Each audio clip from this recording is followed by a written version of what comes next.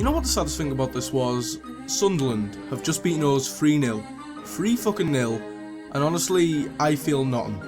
I'm not angry, I'm not sad, I just don't feel anything. There is just this emptiness in my body that can only be filled with one thing and one thing only. And I think you all feel the same way. Hey guys, it's Ollie here and welcome to the first episode of the Everton career mode on my channel. This is going to be the career mode where I take Everton all the way to glory in the Champions League. I feel that this squad has potential to go all the way. So why did I choose Everton? Why did I choose Everton then? I wanted to go for a mid-table, slightly higher mid-table side, and I thought, it looks at some of the players Everton have, like Lukaku, Ross Barkley, John Stones, De La Feu, all players with at least 87 potential. That is mad. They are 4 players that will stay here till the end. I'm sure of that, unless of course they want to leave. But this side has also a lot of dead wood to clear out. So you've got a lot of older players in the midfield, out wide even. Some of the guys who back in the Moyes era were sort of his go-to players, but since the David Moyes era, Everton really have fallen on bad times, haven't they? 2 consecutive seasons in the bottom half of the table, that is just poor, especially when you've got players like Lukaku and Barkley in your team, as I've just said.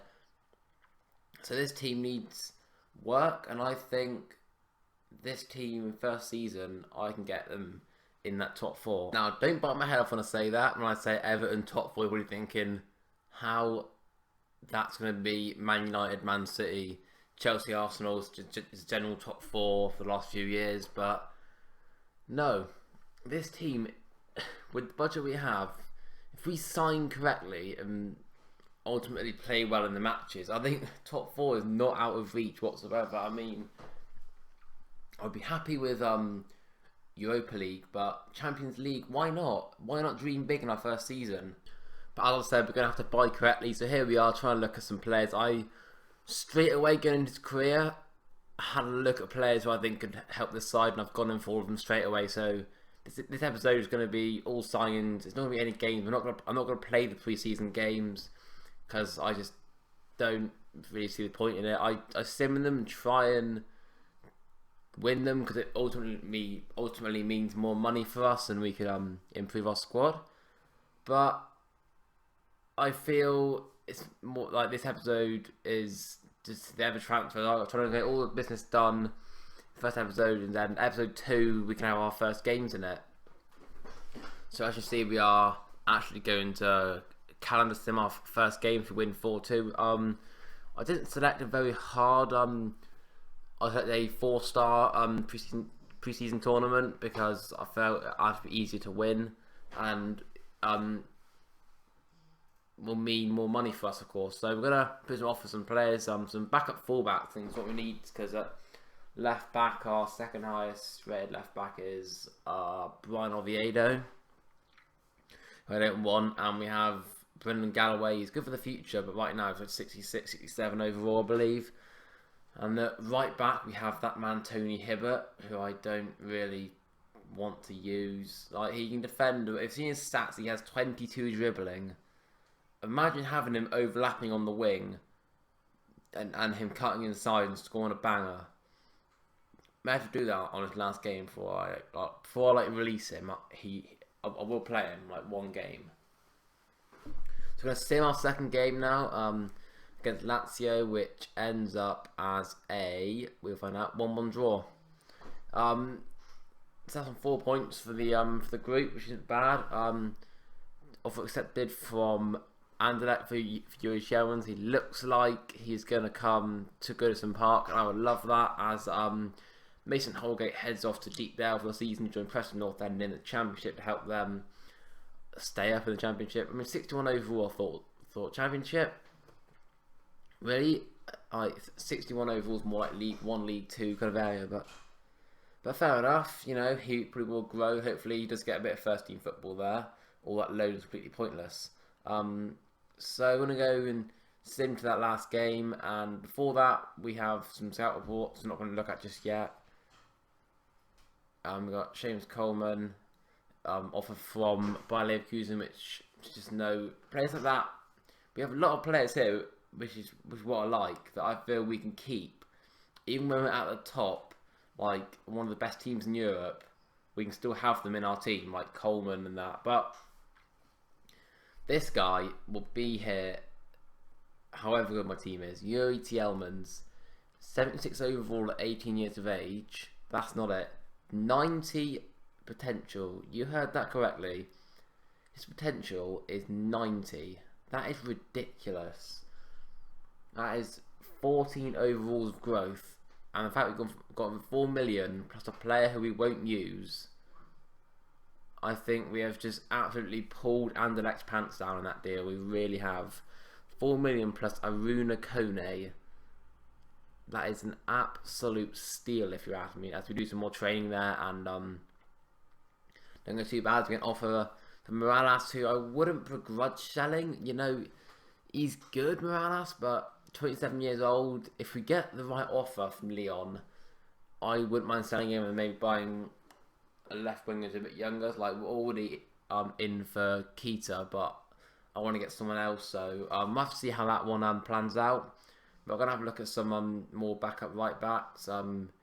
Looked at Stojanovic, who's interestingly, he's one of those players who starts as a free agent but gets randomly assigned to different teams. So he's been assigned to Wolfsburg this time. But he's got 85 potential. Stojanovic, he's a overlooked guy, but he's very good player. But away from that, 2 new signings. Boarded Yalkita will be a impact sub. I can see. I'll see him coming on most games for like Morales or De La Fey if they're not performing. But William Carvalho goes straight into our starting lineup. I could see him maybe being our captain in that midfield, that enforcer, that Roy Keane type player. As Jack Butland, we need, I think. Tim Howard is not a good goalkeeper on Ultimate Team anyway. So that career mode will be any different. As Lyon come back 12 million, but I think that's not enough. I don't think for 80 overall. I think we deserve a bit better than that. Andrew Robertson will be a score rotation player here. 73 overall with 81 potential and quite good physical stats as well. And I think that's quite realistic because he is from the United Kingdom. Well, he's Scottish, but he's still from the United Kingdom. And he's also, you know, plays in the Championship. I think that's a realistic sign-in for Everton. I was going to try and get Jack Butland to join us right now, but you know, after signing Carvalho, our finances were looking a bit short. As we go into some more training, we change it up a bit. We go and give Yuri Tielemans 2 drills. We're going to give him dribbling, mainly done to improve his stamina of 68, because that isn't exactly great. And he may, when he begins to start, he'll have to come off most games because he'll get tired, which we don't really want.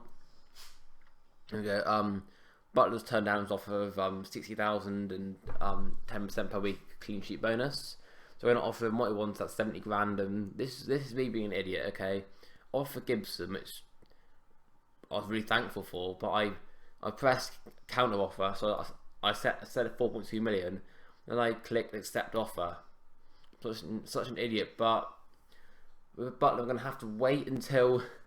This is because I'm crazy. I'm going to have to wait until Gibson's sold. We can afford him, so we really are pushing it tight on our finances now. But hopefully, that can pay back on the pitch, and we can perform. We can win games. We can get that top 4 which we want in our first season. And then second season, we can build on that. We can sell more players that I don't think we'll need. We can buy better players because we'll obviously get the similar amount of budget back because we get offer for James McCarthy, which you don't really want. And look at this, like EA's budget allocation thing.